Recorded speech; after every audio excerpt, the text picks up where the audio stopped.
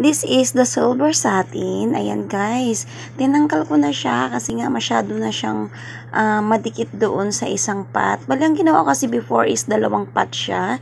Hindi ko na nga nabidyuhan dahil akala ko napindot ko, hindi nga pala.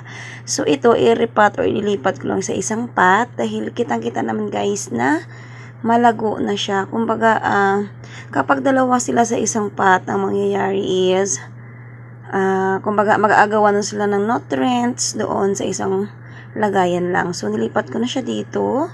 Ang gamit kong soil again is more in rice hull. Ayan.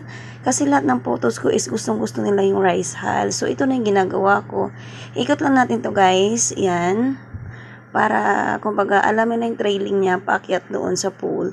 Ang ginagawa ko pala guys is lahat naka-pool kasi gustong-gusto ko talagang gumagapang yung aking plants doon sa pool. Ayan. Tali lang natin. Ang gamit nyo guys is straw, normal lang na straw. Huwag mo masyadong higpitan para hindi masakal yung ating plants. So ito guys, tatanggalin ko na siya kasi malalagpas siya doon sa pool. Ayan. Pag ayan kasi guys, hindi naka-pool, papansin natin is malaki yung space ng kanyang stem. So this is silver satin photos.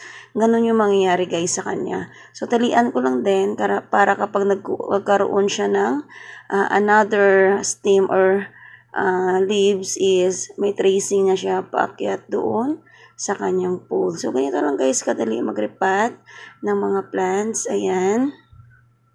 Sa mga beginners dyan, sundan nyo lang ginagawa ko step by step.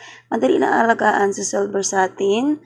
Ang gagawin natin dito is huwag mo nang paarawan. Thank you for watching.